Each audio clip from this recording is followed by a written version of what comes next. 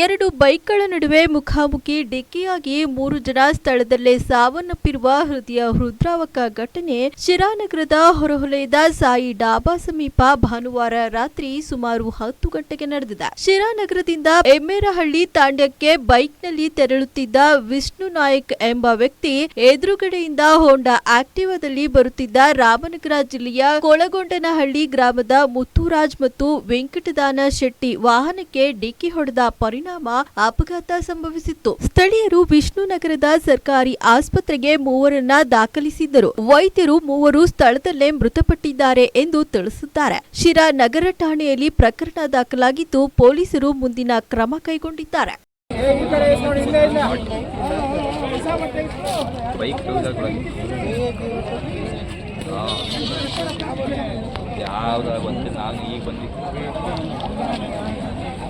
ಅಲ್ಲೇ ಗೊತ್ತೇನು